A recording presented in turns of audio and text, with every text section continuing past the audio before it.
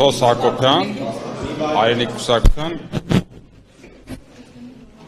կասեք, հա, որ սկսենք։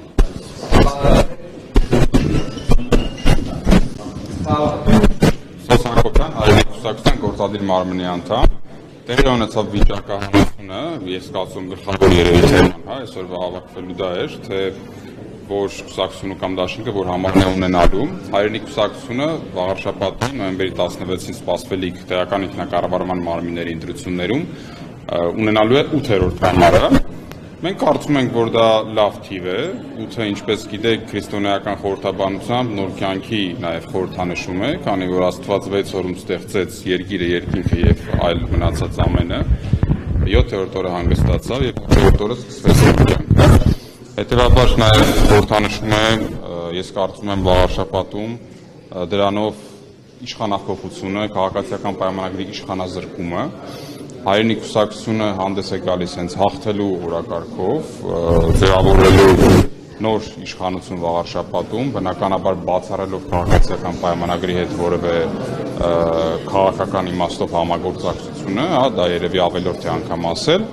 Մնացածը արդեն ես կարծում եմ հիմնական քարոզչական աշխատանքը առջևում է Խաչիկ Մանուկյանի գլխավորությամբ, շատ դրական մարդ, շատ լավ կենսափորձով, բարձր բարոյական արժեքներով, Էջմիածին քաղաքում տարբեր հանրության տարբեր շերտերի կողմից շատ հարգված, որի մասով մենք շատ գոհ ենք, շատ հպարտ ենք, որ հենց այդպես մարդ ունենք մեր առաջի համարում ցուցակի, իր գլխավորությամբ թիմը գնալու է անելու է իրենից կախված ամենը, որպեսզի արժանանա Էջմիածնի վաղարշաբաթ համայնքի բնակիչների վստահությանը։ Հիմա դուք 8-րդ թիվը նման կերպ մեկնաբանեցիք, սա մտածեցիք, թե այն ամենաներկարի սկզբանե, որ եթե 8-ը լինի նման ձևակերպում եք։ Կատունը կբանվագինալ էր պայմանավորվածություն ունենք, թե չէ, որ 8-ը լինի, ես հեսա ասեմ, եթե էտը հարցը չէ, տենց պայմանավորվածություն չկար, չկարող էր լինել թիվ, որ չլինել որևէ խորհրդանշական հանգամանք, հիմա 8-ի հետ կապված կա, նաև 8-ը գիտեք, որ հավերժության խորհրդանշում է, այսինքն ինքը լավ թիվ է, դրական էներգիայով այս պահին օրինակ մեզ երկու հատ է անհավասար այնուամենայնիվ չի լինի, հա, դրական գործընթաց այդ առումով, որովհետև մյուս տեխնացուները չեն կարողանա փակցնել իրենց։ Գիտեք, իհարկե կա անհավասարություն, ի բնե պայմանները, երբ որ երկու ընդամենը հնարավորություն կա այդ բիլբորդերի, անհավասար են, բայց ես չեմ կարծում, որ այդ մեկ բիլբորդի առկայությունը որոշիչ է լինել։ Այո, առավելություն է, որ ստացել է վիճակահանությամբ երկուսը, ունի փոքր առավելություն, բայց այս այն դարը չէ, որ դրանից կախված ինչ-որ մեկը դառնա համայնքի ղեկավար կամ ձևավորի մեծամասնություն կամ չձևավորի։ Պարոն Հակոբյան, եւ նաեւ այսպեսի հարց, տեսեք, տեսակետները հնչում, որ իշխանությունն է ասում նաեւ Հանրապետություն կուսակցությունը, որ չեն տալու Գյումրի 2 լինի Էջմիածնում, հա, վաղաշաբաթում, մյուսներն էլ ասում են, որ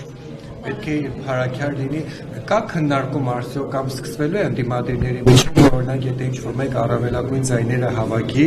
այդ անցողի 50%-ը չլինի, այսինքն միանձնյալ չկարողանա ղեկավարել, մյուսները կմիանան կոալիցիա կլինի, թե հասկացա, նախ շատ բացասական են վերաբերում նման հայտարարություններին, դատապարտում եմ, քանի որ դա հակաժողովրդավարական հայտարարություն է, ինչ է նշանակում Գյումրի 2 չի լինելու։ Գյումրիում տվյալ համայնքի բնակչությունը վստահեց իր ձայնը տվեց, ում որ տվեց, եւ դրա արդյունքում ձևավորվեց նոր իշխանություն։ Այնպես չի, որ մեզ բոլորից դա դուր պիտի գա կամ դուր չգա։ Ամեն դեպքում եղավ ժողովրդավարական էլեկտորալ պրոցեսների արդյունքների ամփոփում։ Եթե մենք ասում ենք Գյումրի 2 թույլ չենք տալու, այսինքն ինչ են ուզում ասեն, փորձելու են կանխեն ժողովրդավարական ընտրությամբ նոր իշխանության ձևավորումը, սա կարծում եմ հակաիրավական, գրագիտության սահմաններից դուրս արված հայտարարություն է, որը նորից պետք է խստորեն դատապարտել։ Ինչ վերաբերվում է ձեր հարցի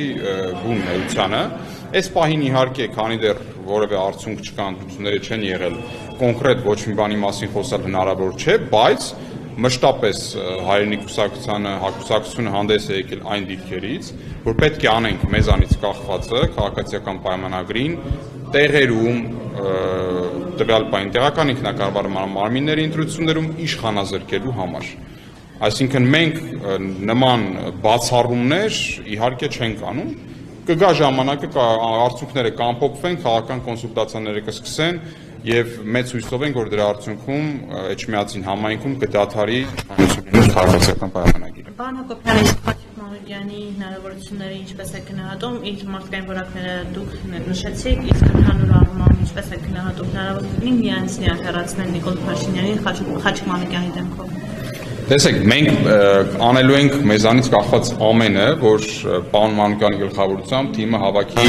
հնարավորինս բարձր ձայները, այսինքն հնարավորություն լինի անգամ միայնակ իշխանություն ձևավորել, բայց իհարկե կանխորոշել հստակ թե Վաղարշապատի բնակիչները ինչպես կձևավորեն իշխանական տոկոսները եւ քվեարկության տոկոսները դժվար է ասել։ Ամեն դեպքում պարոն Մանուկյանը